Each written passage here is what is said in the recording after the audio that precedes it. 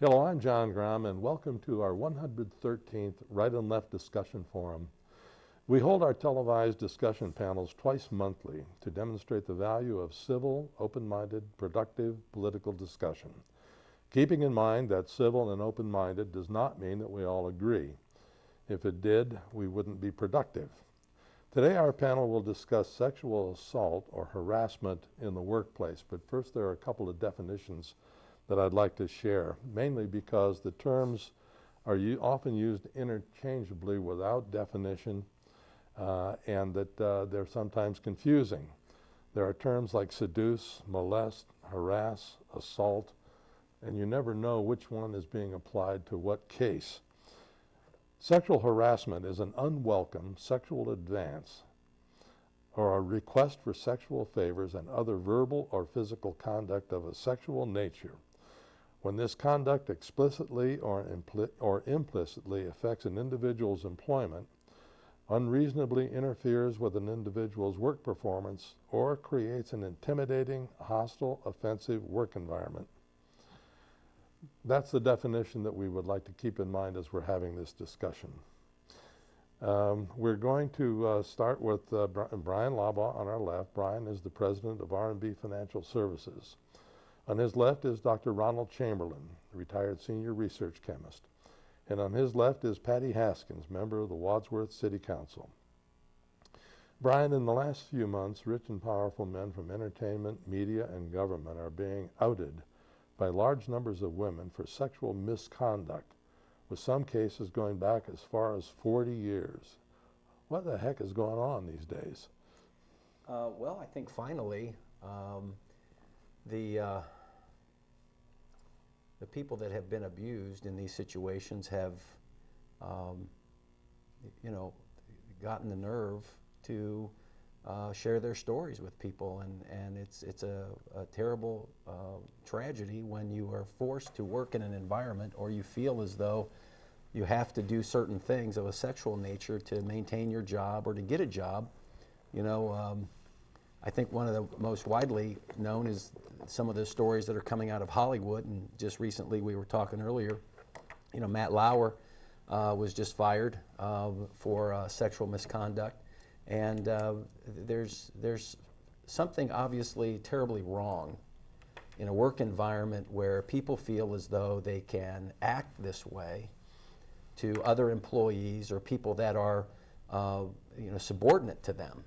And that's often the case where you have an individual that is subordinate to their boss or someone that has some sort of responsibility for them or power over them, that these types of situations occur. And maybe it's long overdue. This isn't acceptable. Period. It's not acceptable at all in any way, shape, or form to have this in the workplace or in any sort of environment where people are working together, whether they're paid or unpaid. It's time to clean house. We just cannot accept this or somehow rationalize it. You hear some people, and I was a little disappointed in some of the excuses that have come out for instance, Senator Franken. I'm just as disappointed when it came out about our current president.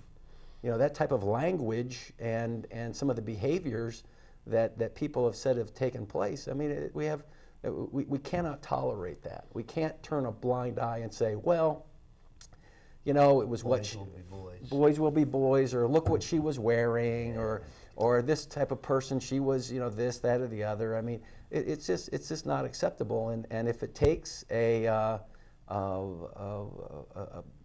environment like this to get these people out, get them the help that they need. I mean, obviously they need some help, and it can't always be a sexual addiction.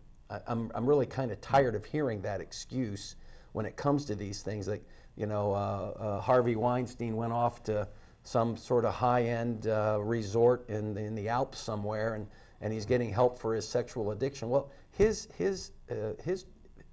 problem is over 40 years he's been doing this to people, and young women, and the things that have, I mean, it's, you can't believe it, that this would happen in a professional environment. So I think it's got to stop, and it's got to have a hard stop on it. And whether you're on the left or whether you're on the right, you've got to be able to say, this is not acceptable. And you know, if Al Franken has to resign or go through whatever they have to do, or, you know, the story just came out about John Conyers, you know, and some of the reporters were saying, you know, oh, everybody knew that you never would get in an elevator alone with him. What's that about? You know, I mean, that, and it's on the right as well. I mean, you know, this fiasco that we've got going on down in Alabama is just ridiculous. Roy Moore, you know, you just don't do that. It's not acceptable. It's never been acceptable. We'll talk about him in a minute. Yeah. But, so I guess that's where I'm coming down on this. We just cannot accept it, and let's just clean house.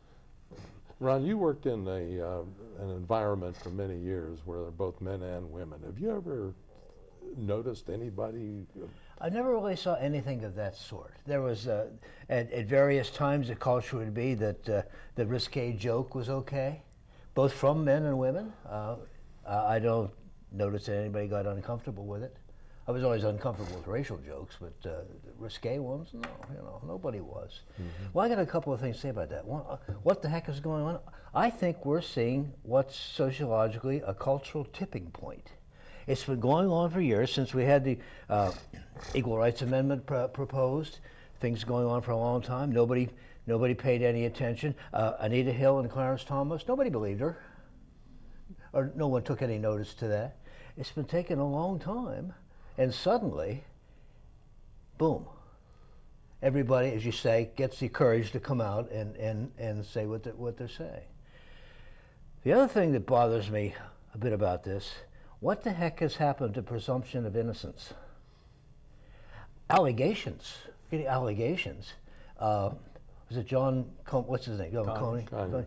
Said, yeah, I hope that, you know, we can get some legal, I hope this truth will come out. I think we can get the thing investigated. And I have no doubt that in case of things like Roy Moore or Harvey Weinstein and so forth, that so many people are coming out and saying the same thing. It's probably true. But gosh, you know, we're in a country of laws. Supposedly we're a country of laws, and presume innocent until you're proven guilty. Well, nobody's talking about sending anybody to jail, are they? It doesn't matter. Okay. In my mind, it doesn't matter anyway. Because think how easy it is now to damage somebody's reputation. All it takes is one person. Now, true, some people are looking at it. There was this person who came up recently to one of the networks, I believe it was the New York Times or something, and said, "Oh, I've got proof that Roy Moore impregnated me when I was 15 years old, and maybe had an abortion." And they turned that down. Right. Now, The Onion reported it as true, you know, but, you know, a satirical website. And people will probably believe that as real sometimes. But so there are two things. Yes, it is, you can't tolerate it. It is due. I never noticed it. I never saw it. And I've had women bosses. They didn't try to sexually intimidate me. Darn. I had one or two female subordinates, and, you know, never laid a hand on anybody. Patty, this ought to be good. Where are you coming from on this? Well, you know, this is something that has occurred for years. Yes. And what you have to understand, that it has always been very difficult for women to come forward and to, you know, go after the boss. They were always told, I mean, I've heard even with Matt Lauer that there were those that possibly went to higher ups, but they were told, no, you don't want to take on the most powerful man in the building.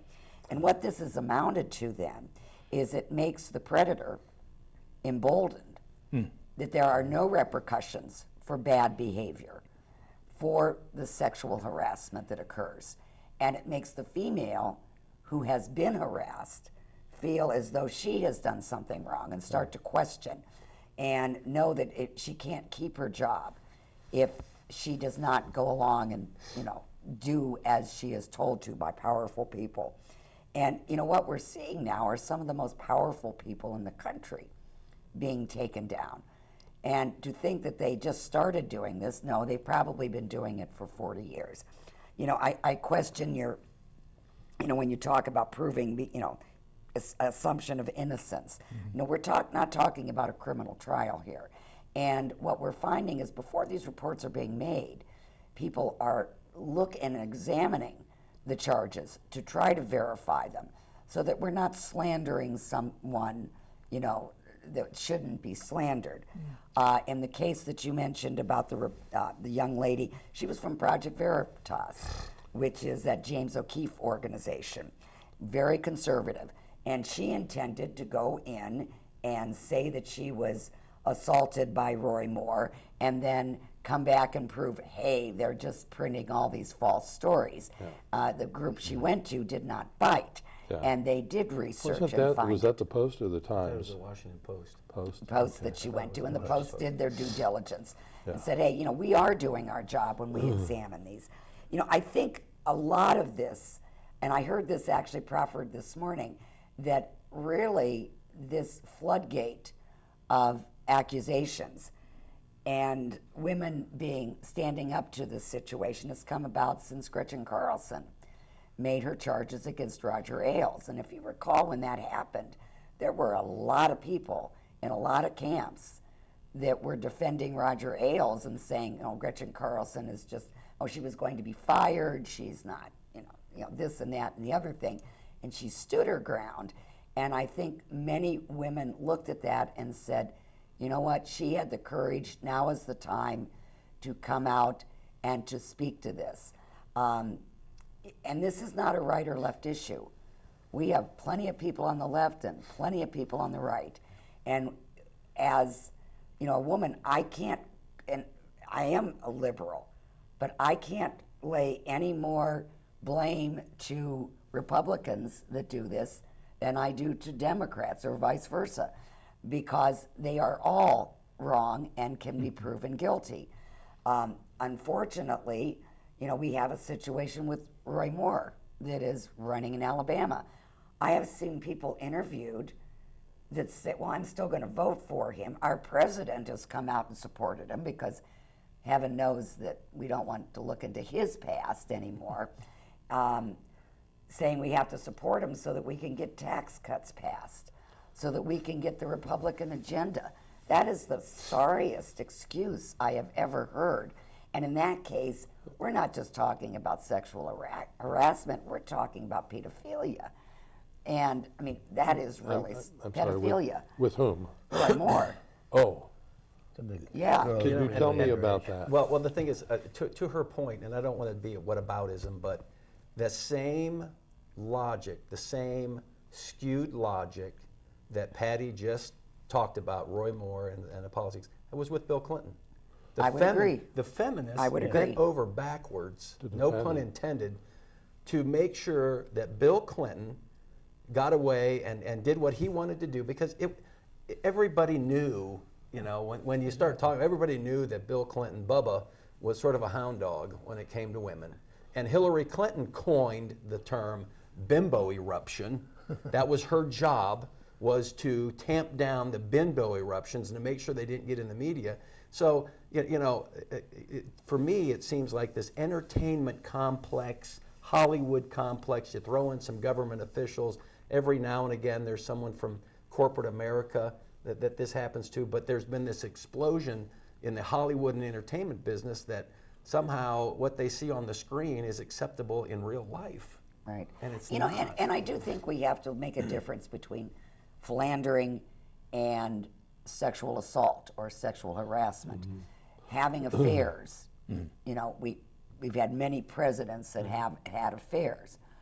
While I think that speaks to low moral character, it's not, I don't think it rises to the same level as sexual assault. That's a power thing. And sexual assault is a power thing, and which you could accuse Clinton and or Trump of both of those. They both philanderers, and sexual assault. To Brian's point, I remember Patsy Schroeder and a group of women from the National Organization of Women standing on the steps of the Capitol and defending Bill Clinton, and the standard that they set was, well, he said no. Or when the women would say no, he would back off. And that seemed to be the standard that was applied to Bill Clinton. And I don't know that there is a whole lot. Here's what complicates the issue for me is when you have an individual that is viewed as having the power over your job or Right. getting you another Yes. job. He was a governor. He was attorney general. If you're talking about the current president, he was the president of a corporation when this happened. He was sort of this in and out of the entertainment world.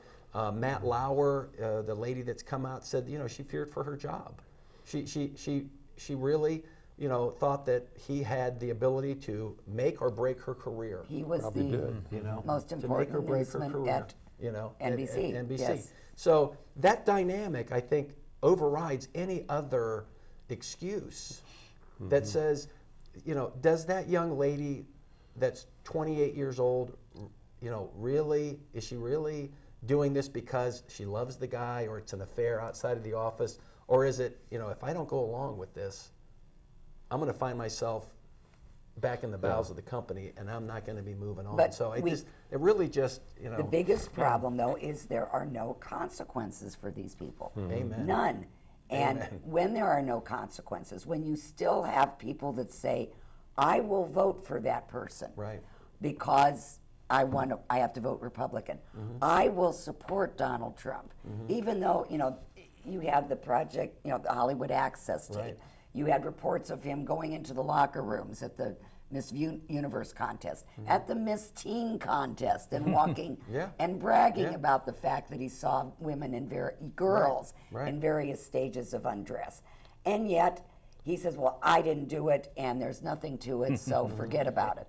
The thing that always has bemused me about the Clinton case is infidelity, sure. But I've read Monica Lewinsky's accounts of this whole thing. She seduced him.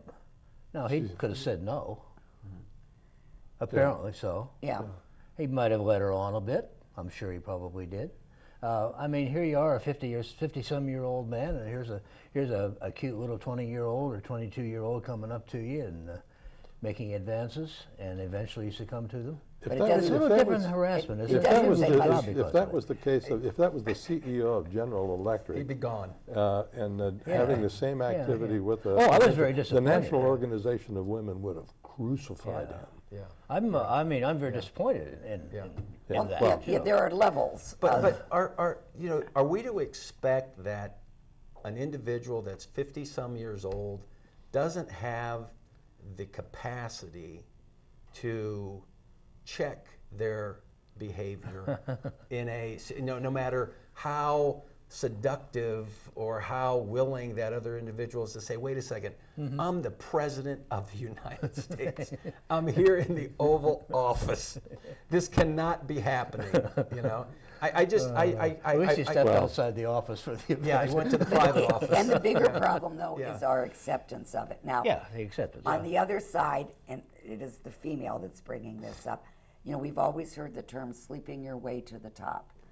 And unfortunately, there have been women that have done that, which makes it bad for everybody else, which is another reason so many women that were victims are looking at that and saying, they're doing this, it's acceptable. If I even complain, I lose my job. That makes it more difficult. I am just really happy, though, that people and the culture is right now for women to come out, to speak to this issue. And what I want to see are consequences for the males. And now, outside of politics, we are seeing consequences. They are, Kevin Spacey was brought out. The movie he was in, they said, you're not in it anymore. You're done. They quit releasing things. Matt Lauer fired immediately. Yep. Harvey Weinstein is out of business. Yeah. These people, but politics is a whole different story. And too many times in politics, we make excuses. Yeah.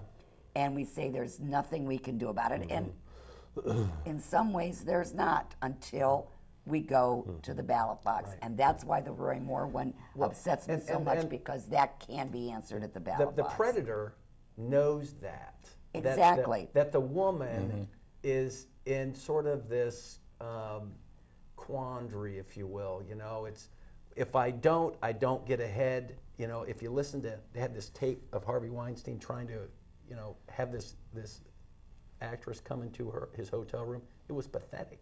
But he was pushing every hot button that would get that person. It's like, you know, I've got this script.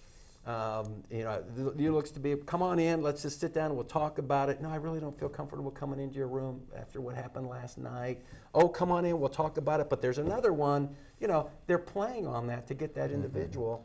To get the, it's like the spider to the fly, you know. We can't forget, though, it is a reality that men who are rich and famous and or powerful have no problem at all attracting females. I remember one time I had a brief meeting in a hotel up near Cleveland, and I walked in with the person I was having the meeting with, and the place was absolutely loaded with women. And when the waiter came, I asked him, is there some kind of a meeting going on here with all these women? No. He said that, you know, the Browns training camp is in Berea, and a lot of the Browns come to this bar after training, and the women are here to hit on the players. And all. I mean, it's disgusting, but it's a fact of life that there are some women that are tremendously attracted to wealthy, powerful, celebrity type. Yes. In the rock and roll world, you had the groupies. Absolutely. Yes. Absolutely. But we hope, I would wish as a parent that we, you know, taught our sons better, that they recognize that there is a moral code that they need to follow, and that their treatment of women should not be to make them victims, to not, you know, assume that they belong to you and they're going to do what you want. And, you know, you say that, you know, it's not, they are a bit sick. Now, I think it is a joke to think that Harvey Weinstein's going to cure himself at his little treatment center. Yeah. But I do want to see repercussions. And Kevin I'm- Spacey's in the same spa, by the way. Yes. But after 40 years of this behavior, all of a sudden Now he's going to be I've got an magically cured. addiction. It's like, no. No, That he's- would have worked the first 2 or 3 years as far as I'm Aren't concerned. we all addicted to sex one way or another? I think we have to face the fact that we do live in a sex-obsessed society. And excuse me. Who can we thank that for? I think that, well, I think back to television at one time was Leave It to Beaver and My Three Sons.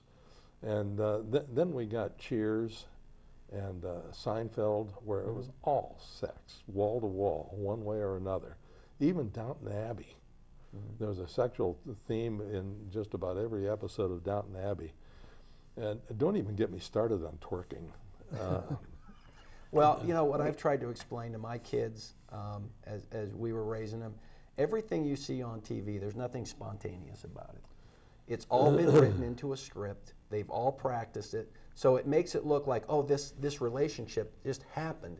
And they just happened to find themselves in this particular type of an environment, and this happened, and oh, you know, you just, no, that's not how it works. And so we've had a steady diet, and now it's not only on the screen, it's on your smartphone. It's all over. I mean, it's drenched with that. And then people sit back and they scratch their head and say, oh, well, why does that happen? why are we having this type of outcome? But, you know, and this is a little different, though. I mean, when you're talking about sexual aggression and sexual assault, which many times has nothing to do with sex, it's Power. It's power. Yeah. And that's what you're dealing with in these situations. So What do you think about Angela Lansbury's comment? I did not see it. She said that there are a lot of women that have a lot to, I mean, the women have to accept some blame for this activity. And I think what she said was, and it didn't make much sense to me, that since time immemorial, women have been doing everything they can to make themselves attractive. Just because you make yourself attractive does not mean you want to be sexually assaulted. Yeah, I mean, you try to, Yeah. you want to make yourself attractive to a boss in many ways. Not only the way they expect you to dress a certain way. If you don't dress a certain way, you're not going to get the job. They also expect you to have an education. They expect you to perform in a certain way. They're not going in there saying, geez, please attack me because I want this job so but when bad. I think about the way women dress, particularly, I'm really quite stunned by women newscasters on television, on just about every network, showing a tremendous amount of skin. I mean, they're news people. And My bias will come out when I say that Fox is the worst. It is. No, it every is. No, you have to female- watch the Spanish channel. Oh, I haven't You need seen to that. watch the Spanish Every channel. female journalist on Fox. The weather is No, report but is here's- always in the tight favorite. dress. Here's my point, though. Every woman has to know that a certain percentage of the male population out there is demented in one way or another, and that they're going to be stimulated and turned on and probably become unruly. But that it's does a- not Yeah. no, excuse sexual assault. No, Right. So- granted that, but I think in terms of, we all lock our car and take the keys. We lock our homes because a certain percentage of the population are thieves. So we should wear hijabs and What? hijabs and cover up completely. I guess that's No. There No. are. There was a great little opinion piece in the paper, and it was the advice that this reporter's mother gave her when she graduated from journalism school, and it was basically, and she said, my mother never ever went to a hotel. She said she can't ever recall. And the first thing was, you never go to a man's hotel room, period. and Don't that's dress, sensible. you know, Yes. don't dress, and she used some terms, you know, you don't dress that way professionally. You dress professionally. You don't dress to attract people and all that kind of stuff. And she had 3 or 4 things, but they were things that you probably wouldn't hear today because people would get all upset. Sorry. We could go on with this topic forever, Oh, but I guess.